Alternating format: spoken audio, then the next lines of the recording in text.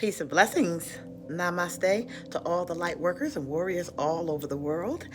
Miss B, Sophie here, and I have a nice little message for you. And the topic of discussion today is going to be in two parts. We're mainly going to deal with what is sin from the realm of the Ein Sof. Okay? Now, many of us who have grown up in various religious systems have identified what sin was, and we practice these things, or we try to, because we're out of fear, and we want to look good in the eyes of people. We want to impress others because we're trying to show and prove, that we're living above certain expectations, that others may have of us. And I get it, okay? But I'm here to really tell you what it is that is truly defining sin. First of all, you need to understand that from the realm of the Ein Sof, creations are made, right? So for me to paint this in a broader perspective for you, consider yourself maybe a painter or a carpenter or a builder of any kind, right? When you are in creative mode, part of your essence goes into your creation. So whatever it is that you are creating or writing or building, there's a part of you that is in it. Okay, because this is an expression of you. And this is the same ideal for the creator of all, right? So each and every part of creation encompasses that divinity that comes from the Ein Sof realms or the creator realms, right? So our planets, our animals, our neighbors are all expressions of the Ein Sof. Now, this needs to really stick with you. Okay? Because we know what we've been taught, but what have we actually been living?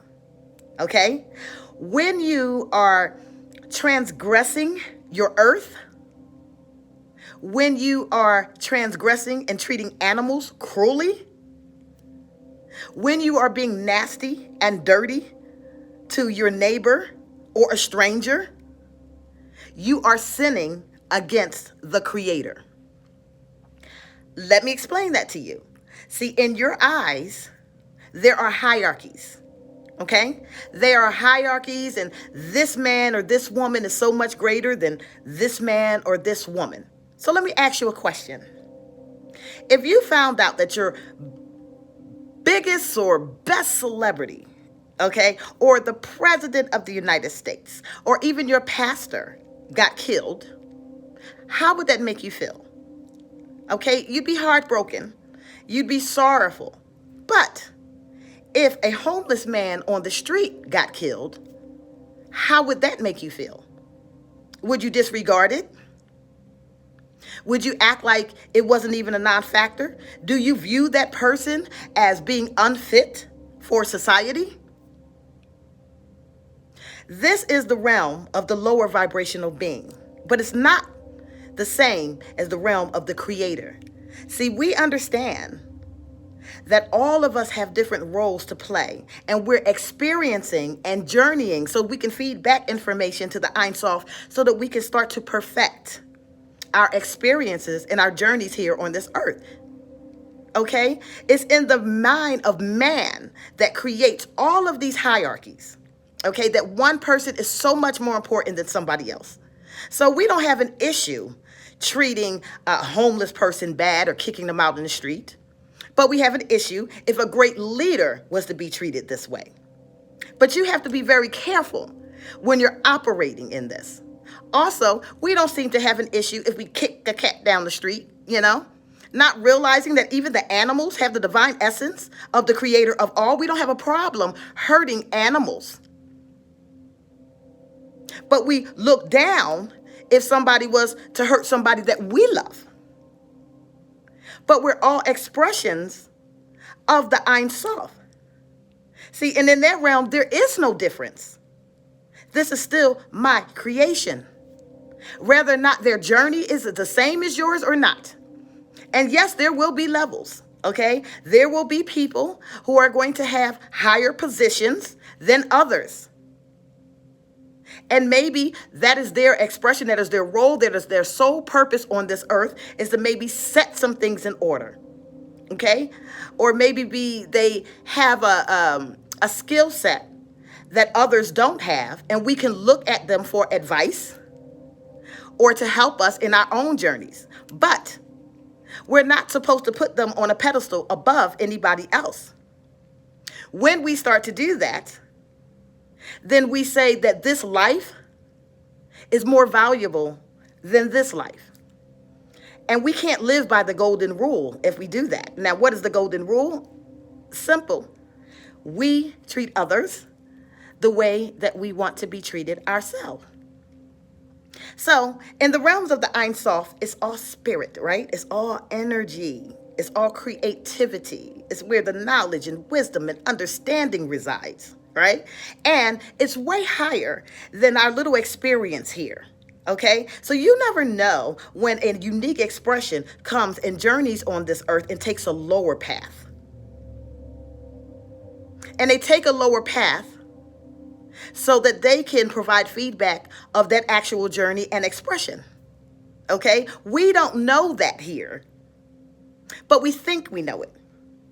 But if the Ein Sof and if the Creator is simply spirit, when you cheat on your wife, when you cheat on your husband, when you steal from your cousin, when you rob your neighbor, when you kill another human being, are you affecting the spirit or are you affecting that human being? You're affecting that human being, but at the same time, you are transgressing the Creator. Pay attention now, because you need to get this. The Creator is expressive in all and everything. So you need to be careful what it is that you're teaching and how you're treating one another. Do we all have to agree? No, we don't all have to agree, because we all have our unique roles to play. And iron should sharpen iron. Now, let me tell you, we naturally gravitate to those who are like-minded with us. Yes, we naturally want to be around people because we know that when people are in agreement, wonderful things can get done, right? We can build, there's less strife. I don't have to worry about this. I don't have to worry about that. They think like I do. You think like me, and we can get a lot of things done. Okay, period. However, what you may not be aware of is you can get things done when you're grouped with people who don't think like you as well. How? Easy. Iron sharpens iron. So you take somebody that has a completely different expression of life, a completely different understanding than you, okay? Completely different walk, completely different culture. And you two can have a general discourse based off of what you believe and what you have learned, and they can express what they believe and what they have learned. And innovative ideas come forth from that. If you can learn to discourse or debate amicably, there's no point in getting angry or becoming antagonistic to somebody that does not agree with you. Instead, why not listen and learn from their perspective?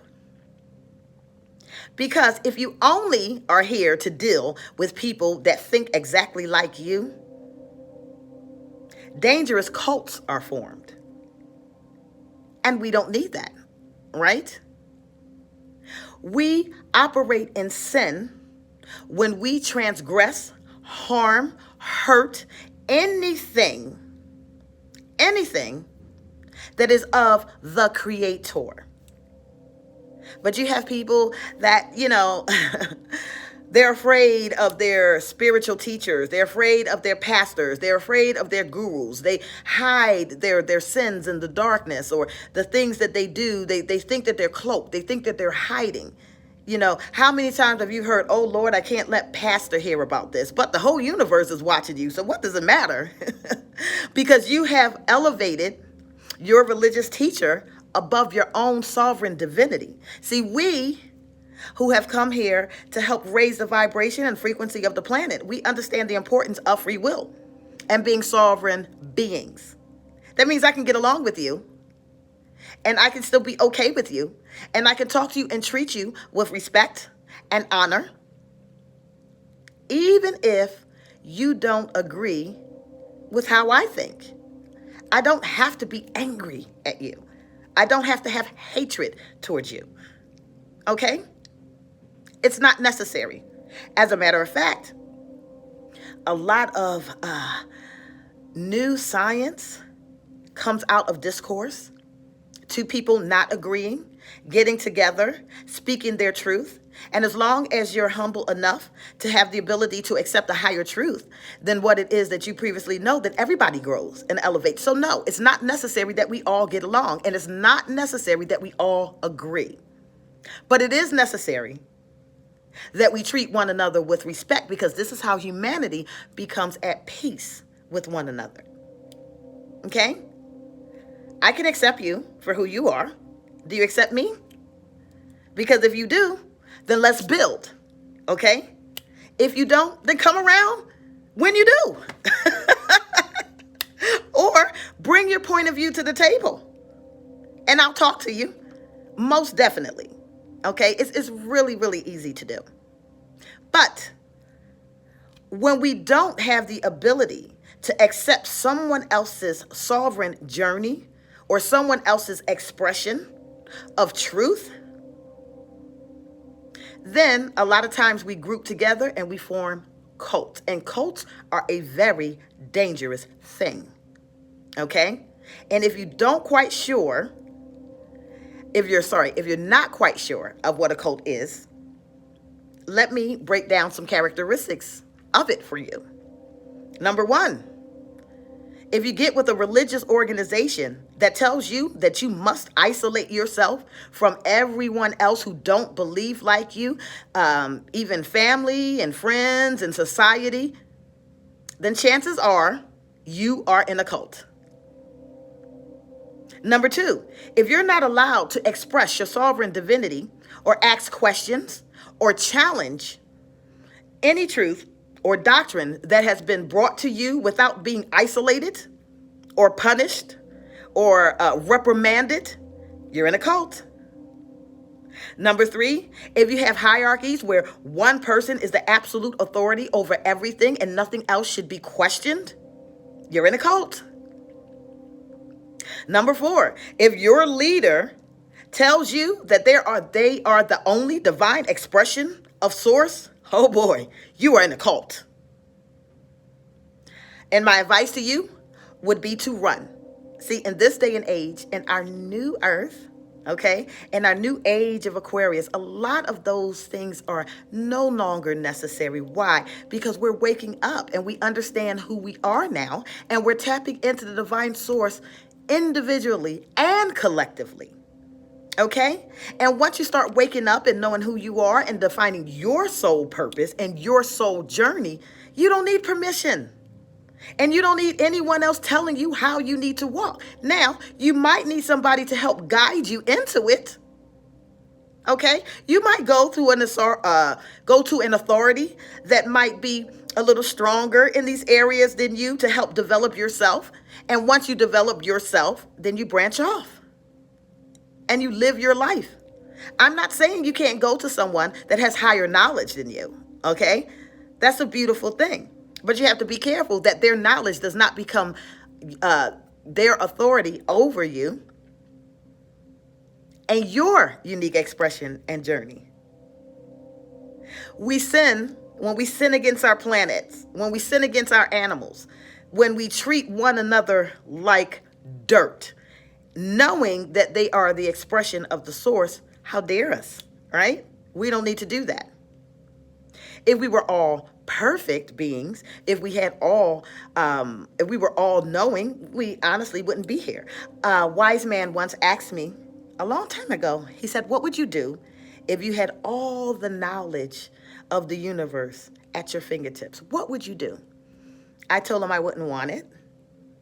That shocked him. And he said, why? I said, because I would cease to exist. Let that marinate with you for a moment. The true definition of sin is when we forget who we are and we forget how to love and we disrespect creation and one another. That is how wars are created and started. We don't need to do that. It's time to grow up, okay? We have to grow up. We have to be able to discourse and speak with others who don't think like us and still respect their boundaries as they respect yours. And if it don't quite fit, you can walk away amicably. But even if you do, I guarantee you that after that discourse with somebody that does not agree with you and you just walk away amicably, you'll think about it later on. And it will expand your consciousness if you allow it. Time to govern yourselves and wake up, babies. We got a whole lot of work to do. And fighting amongst one another and treating each other cruelly is not a part of the plan. But enough about me. I'm Sophie and I love you.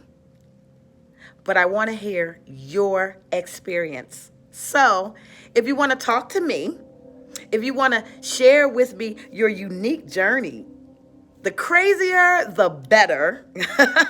Okay, if you want to share your stories, your awakening stories, things that you have experienced, things that are waking up in you, then go to my website at dragonlotus.org and go to the Contact Us page and send an email. You can remain anonymous, and I will feature your story on my website in one of our blogs.